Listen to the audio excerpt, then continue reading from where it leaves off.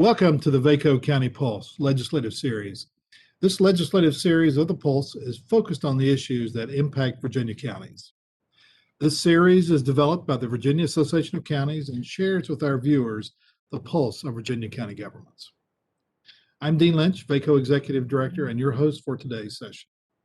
I'm excited to have VACo Director of Local Government Policy, Joe Lurch, with me for this episode on utility scale solar.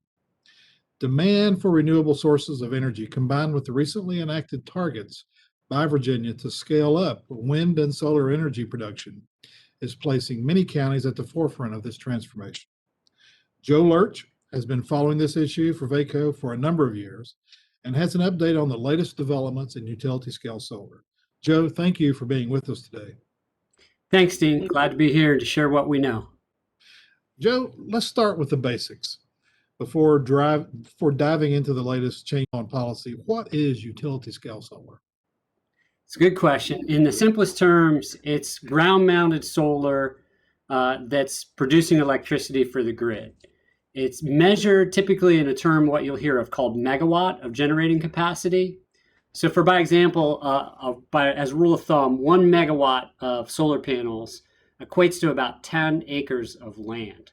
So typically we see installations in the range of size from 5 megawatts up to 150 megawatts, but even larger ones have been approved and are under development. Now, to put this in context, what this means for Virginia rural counties, you mentioned the targets for renewable energy enacted last year by the General Assembly, and this was in the Virginia Clean Economy Act. It's also known as the VCEA, if you've heard of that. To the point, the legislature declared 16,100 megawatts of utility scale solar and wind to be in the public interest. So this seriously reduces the state regulatory hurdles for the construction. That was its purpose.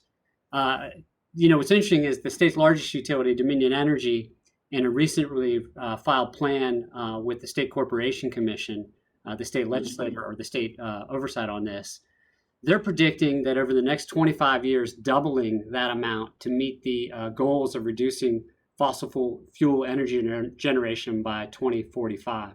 So I'm going to give a quick quote here from that filing with the SEC. They say, given current technology, this amount of solar generating capacity in the commonwealth would require the land use of 490 square miles. This land mass is nearly 25% larger than Fairfax County, or the equivalent of 237,000 football fields. Utilization of such large land mass area for energy generation will likely encounter local and environmental permitting issues. Joe, as we have already seen, counties with large tracts of forest and farmland are being bombarded with applications for these facilities. Given the clear policy direction the legislature has set, what is the Commonwealth doing to make sure locals can address the issues and benefit from the change in how energy is produced?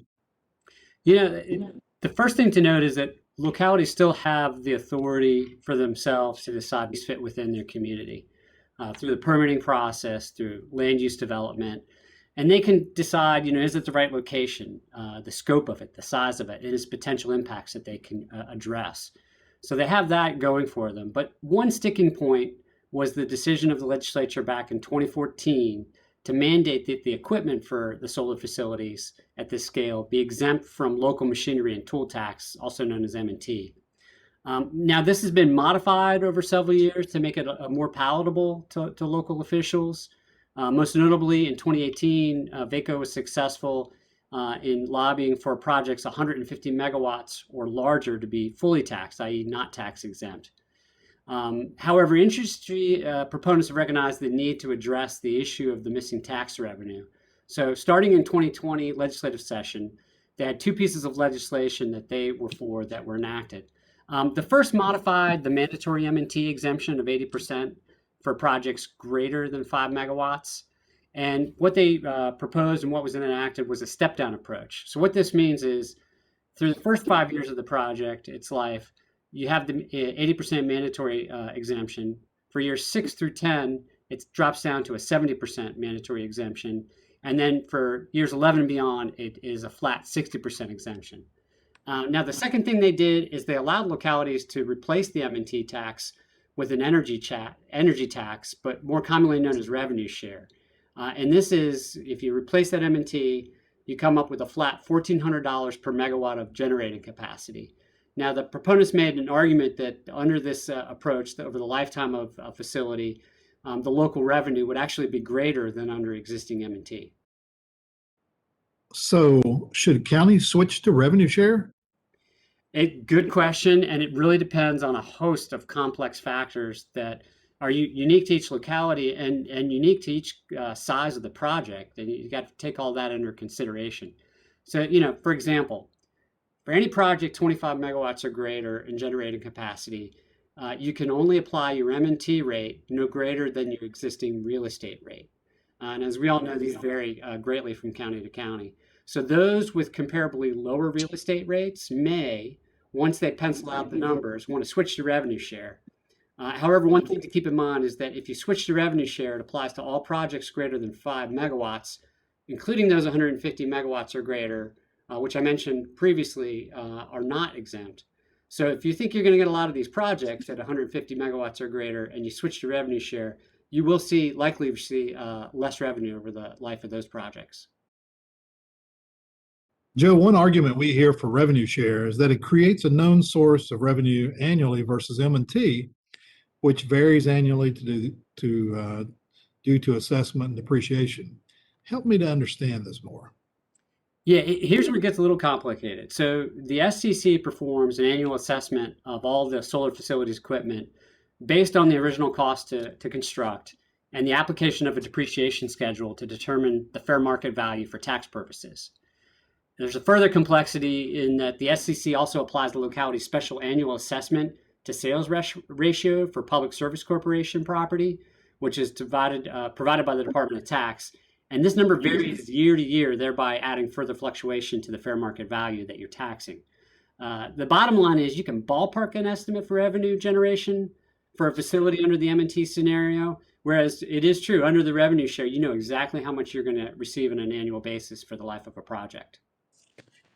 One thing that's also important to note is that depreciation schedule for solar equipment has been changed. So effective this year, the SCC is employing a revised depreciation schedule that will significantly impact the taxable value under the M&T approach for both the existing facilities, but also for future ones.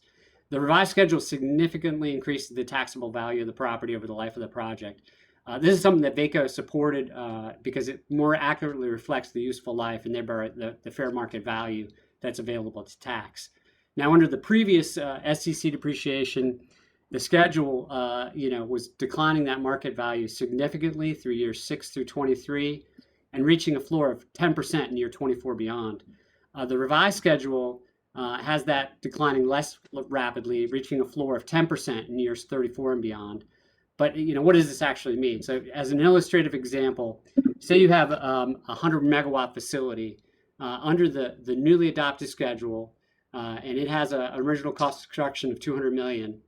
A county with an operating tax rate of 66 cents on $100 of assessed value would generate nearly $10 million in tax revenue over 35 years, which is kind of the expected life of the project. Now, under the retired schedule, that would be approximately 6.6 million in tax revenue. So that's more than 3 million less in revenue by comparison. So I'm guessing that this will significantly impact the county's decision on whether to switch to revenue share, correct? Yes, that would definitely factor into county's decision on switch to revenue share. However, to throw another wrinkle into it, the legislature modified the revenue share just this past session that may still make it a viable option versus M&T. Specifically, they add an option for localities to increase the 1,400 per megawatt by up to 10% every 5 years, starting July 1st, 2026. So the purpose of this is an escalator to address the diminishing value due to inflation, providing an added incentive for adopting the energy tax versus M&T. Joe, one thing we haven't discussed yet is the new host citing agreement law that only became effective July 1 of 20. What is it and how can counties benefit from its application? Yes, the new law requires any applicant seeking to locate a project that's 5 megawatts or greater in generating capacity or storage capacity on any census tract meeting the eligibility requirements for federal opportunity zones, to execute a host siting agreement with that locality prior to the issuance of a state permit, whether that's by the SCC or the DEQ. The execution of this agreement can include mitigation of impacts of such a solar facility. So, for example, in the process of bringing all the equipment to set up the panels and the generating equipment, you may have a lot of heavy trucks coming in on a secondary road, and it could tear that road up. So maybe it could be payment for bringing that road back up to grade after it's been destroyed. More significantly, it can provide financial compensation to address capital needs through your capital improvement plan or CIP, your operating budget, or just for a fiscal fund balance policy adopted by the locality. It can also include assistance by the applicant to deploy broadband. So for a lot of these projects, and it goes for a lot of the upgrade of the grid, you're going to be laying fiber to communicate to these facilities. And so there's a chance maybe to provide some dark fiber along with that to provide broadband for a community that doesn't have it. Now, it's important to note that they further changed this criteria this past year by mandating not just to those opportunity zones, which was a large part of rural Virginia, but now it's any census tract greater than 5 megawatts. As a part of this, they did, support this, but in doing so, and then when I say they, I mean the Solar Industry Association, they got a concession from the legislature to expand that M&T exemption for energy storage facilities. And what I mean by energy storage facilities is big lithium-ion batteries, which is the current technology that's most in place. And so those now get the mandatory exemption at that step-down M&T 80, 70, 60 that I talked about before. This will be that going forward for the storage capacity. And they also allowed for the option for the storage also to come under revenue share if a locality wanted. So, Joe, counties will see less potential revenue for energy storage facilities. Is that correct? Yeah, they will potentially see a reduction because of this mandate, but this can conceivably be offset by the payments to the counties through the expansion of the host siting agreement authority for storage projects.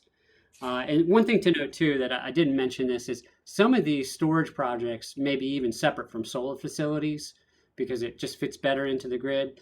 Even those projects that are 5 megawatts up to just under 150 megawatts, even if they're not with a solar facility, would still need a host site agreement.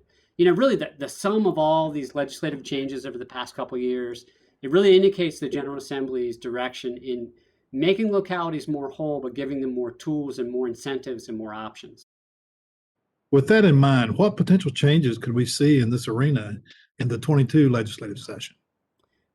Good question, and one that we're already starting to talk about is if you go back to the original bill from 2014 and moving forward, one thing that I didn't touch on is that projects at 5 megawatts or less, we haven't discussed those yet, get a full 100% exemption.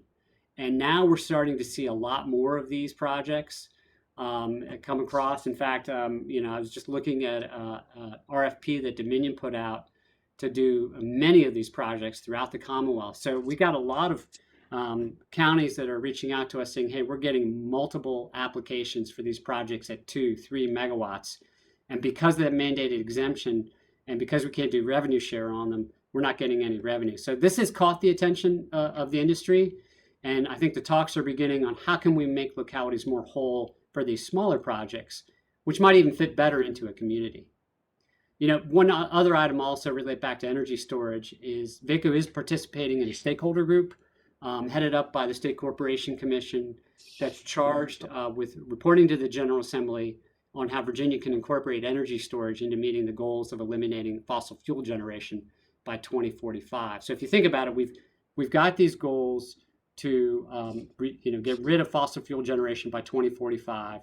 How we get there, we put in a lot of wind and solar, but the problem is, and it's this technical term called curtailment, when you have excess wind and excess solar, meaning you're generating more energy you need in the grid at that point, then you're curtailing that energy. And so the idea is if you could store that energy for use when the wind isn't blowing and the sun isn't shining, you can make it more whole. So there's a lot of issues there to be dealt with because batteries only hold storage for a certain amount of time. And so there's a limit on how far they could go. So we're exploring all different options that could have an impact on counties in terms of where these facilities get located. Joe, I feel like that we've just scratched the surface today on this issue. Where can our members go to learn more? Sure. We mentioned a lot of things here, and on this YouTube page, we'll compile links to the various sources, a lot of which we've already shared via newsletter and legislative updates in recent weeks. Also, members are always encouraged to contact me with any questions available at any time. Additionally, we're going to be conducting an educational webinar for posting on the VACo YouTube channel later this year, probably in the summer, where we'll delve more into some of the more complex issues regarding land use and siting and things to think about. Joe, thank you for being with us on this episode of the VACo County Pulse Legislative Series. Very important issue for counties and very important to understand and to learn. Thank you for being